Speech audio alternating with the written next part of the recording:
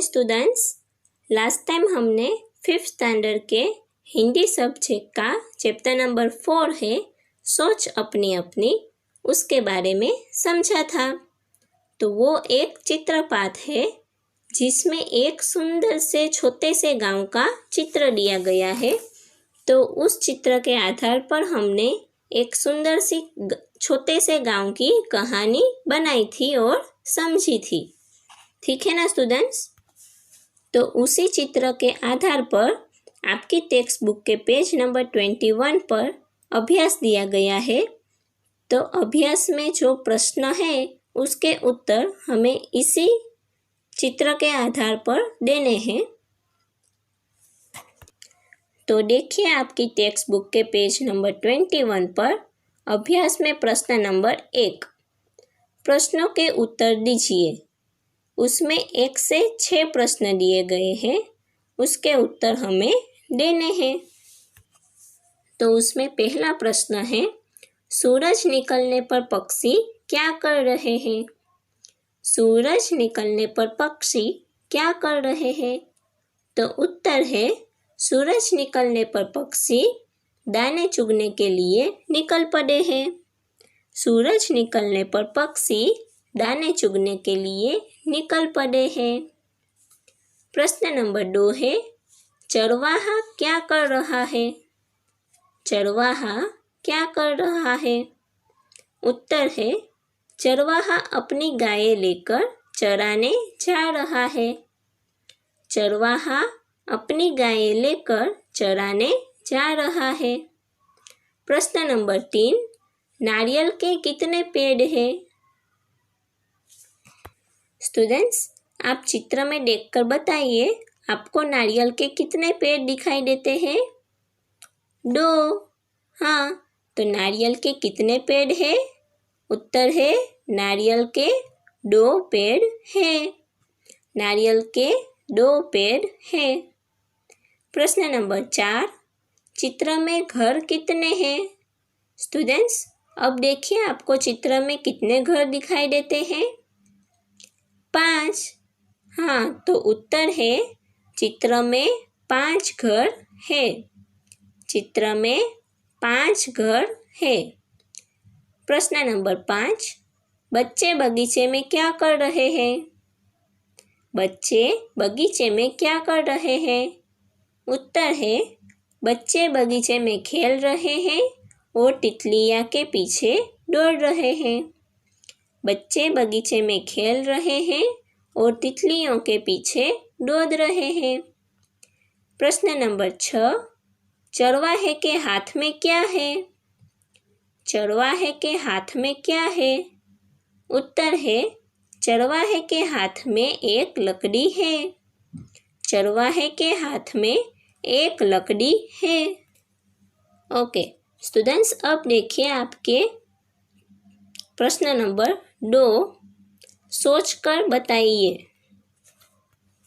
तो इसमें 1 से 6 प्रश्न दिए गए हैं। उन सभी प्रश्नों के उत्तर आपको सोचकर बताने होंगे। ओके स्टूडेंट्स, तो उसमें पहला प्रश्न है, चरवाहे क्या सोचते होंगे? चरवाहे क्या सोचते होंगे? दूसरा है, सूरज निकलने पर क्या क्या होता है? सूरज निकलने पर क्या क्या होता है? प्रश्न नंबर 3 है, तुम बगीचे में होते तो क्या करते? तुम बगीचे में होते तो क्या करते? प्रश्न नंबर 4 है, कुत्ता क्या सोच रहा होगा? कुत्ता क्या सोच रहा होगा? प्रश्न नंबर 5 है, तितली उड़ती क्यों है? तितली उड़ती क्यों है? प्रश्न नंबर 6 है, 2 या 3 पक्षी साथ साथ क्यों उड़ते हैं? 2 या 3 पक्षी साथ साथ क्यों उड़ते हैं? तो इन सभी प्रश्नों के उत्तर स्टूडेंट्स आप अच्छे से सोच समझकर देना। ओके, अब देखिए प्रश्न नंबर 3, चित्र के आधार पर प्रश्नों के उत्तर दीजिए। स्टूडेंट्स, यहाँ पर आपकी टेक्स्ट बुक के पेज नंबर 21, 22 और 23 पर कुछ चित्र दिए गए हैं। उन चित्रों के आधार पर एक कहानी है और उन कहानी के आधार पर आपको इन प्रश्नों के उत्तर देने हैं। एक एक चित्र के साथ एक एक प्रश्न दिया गया है, उसका उत्तर आपको देना है। ठीक है, तो पहले हम चित्र के आधार पर एक कहानी बनाएंगे और उसके बाद प्रश्नों के उत्तर आप लोग लिखोगे। ओके स्टूडेंट्स, तो हम कहानी ऐसे बनाएंगे, जैसे हमें चित्र में दिखाई देगा वैसे हम कहानी बनाएंगे। तो सभी चित्रों को मिलाकर एक कहानी बनाएंगे। जो कहानी है उसमें एक व्यापारी है, वो अपनी टोपियाँ बेचने जाता है, लेकिन उसको रास्ते में बंदर मिलते हैं। तो हम कहानी का शीर्षक बनाएंगे टोपी वाला व्यापारी और बंदर। हम ऐसे शीर्षक बनाएंगे और कहानी शुरू करेंगे। एक दिन एक टोपियों का व्यापारी टोपियाँ बेचने दूर के शहर जा रहा था। चलते चलते दोपहर हो गई। वो बहुत थक चुका था। एक बड़े से पेड़ के नीचे उसने अपनी टोपियों की टोकरी रखी और खाने का डिब्बा निकालकर खाने के लिए बैठ गया। उसे दूर के शहर पहुंचने की बिल्कुल भी जल्दी नहीं थी, इसलिए उसने सोचा कि क्यों ना थोड़ा आराम किया जाए, और वो वहीं पेड़ के नीचे लेट गया और थोड़ी ही देर में उसे गहरी नींद आ गई। लेकिन उसे पता नहीं था कि पेड़ के ऊपर बहुत सारे बंदर हैं। उन बंदरों ने उस व्यापारी की टोकरी में रंग बिरंगी टोपियाँ देखी और उन्होंने उन टोपियों के साथ खेलने की सोची। एक एक कर सभी बंदर नीचे आ गए। हर एक बंदर ने एक एक टोपी उठाई और फिर से पेड़ पर जाकर बैठ गए और उन टोपियों के साथ खेलने लगे और अपने अपने सिर पर पहन ली। तब टोपी वाले की नींद खुली और उसने देखा कि टोपियों की टोकरी खाली थी। टोपियों की टोकरी खाली थी। वो बहुत डर गया। उसे समझ में नहीं आ रहा था कि टोपियाँ आखिर गई किधर, और वो चिल्लाने लगा कि हे भगवान, अब क्या करूँ? मेरी सभी टोपियाँ किसने चुराई? टोपियाँ गई तो गई कहाँ? तब उसे पेड़ पर से पत्तों की आवाज़ आई। उसने पेड़ पर देखा तो वो चौंक गया। उसकी सारी टोपियाँ बंदरों के सिर पर थी। वो गुस्से से जोर से चिल्लाने लगा ताकि डर कर बंदर टोपियाँ नीचे फेंक दे, लेकिन ऐसा कुछ हुआ ही नहीं। उल्टा बंदर उसकी नकल उतारने लगे और उसे चिढ़ाने लगे। ये देखकर उस व्यापारी ने ठंडे दिमाग से सोचा और उसको एक उपाय सूझा। उस व्यापारी ने अपने दोनों हाथ उठाकर हिलाने लगा, तो बंदरों ने भी वही किया। उसके बाद वह कूदने लगा, तो बंदरों ने भी उसके जैसे ही कूदने लगे। फिर व्यापारी ने अपनी टोपी उतारकर जोर से जमीन पर फेंक दी। फिर क्या, बंदरों ने भी अपनी अपनी टोपियाँ जमीन पर फेंक दी। टोपी वाले व्यापारी ने अपनी सारी टोपियाँ उठाकर अपनी टोकरी में भरी और वह शहर की ओर निकल पड़ा। ये हुई इस व्यापारी की सूझबूझ।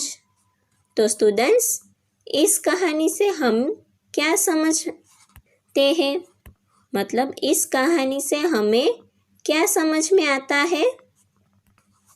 तो इस कहानी से हमें दो बात समझ में आती है कि संकट के समय अगर ठंडे दिमाग से सोचो तो उपाय मिल ही जाता है, और दूसरी बात कि नकल में अकल नहीं होती। अगर हम किसी की भी नकल करेंगे और आगे बढ़ने की कोशिश करेंगे तो हम आगे बढ़ नहीं पाएंगे। इसलिए हमें अपने दिमाग से ही सोच समझकर काम करना चाहिए। तो ये हुई हमारी कहानी। जो आपका प्रश्न नंबर 3 है, चित्र के आधार पर प्रश्नों के उत्तर दीजिए। तो स्टूडेंट्स, मैंने आपको कहानी बता दी है। अब जो प्रश्न है उसके उत्तर आपको लिखने हैं, ठीक है? वो आपके टेक्स्ट बुक के पेज नंबर 21, 22 और 23 पर दिए गया है। अब देखिए आपकी टेक्स्ट बुक के पेज नंबर 24 पर, वहाँ पर है प्रश्न नंबर 4। नीचे दिए गए चित्र के आधार पर 5 वाक्य लिखिए। तो स्टूडेंट्स, यहाँ पर फिर से एक चित्र दिया गया है। देखो, देखने में बहुत ही सुंदर दिखाई देता है। पीछे पहाड़ है, एक बड़ा सा झाड़ है, फिर यानी कि एक बड़ा सा पेड़ है। फिर यहाँ पर 2 बच्चे खेल रहे हैं, एक लड़का है, एक लड़की है। फिर खेलने के लिए ये कौन सा साधन है? ये जो खेलने के लिए साधन है उसको फिसलन पट्टी कहते हैं। क्या कहते हैं? फिसलन पट्टी। हाँ, तो यहाँ पर ये साधन है और सुंदर सा ये चित्र है। तो इन चित्रों के आधार पर स्टूडेंट्स आपको 5 वाक्य लिखने हैं।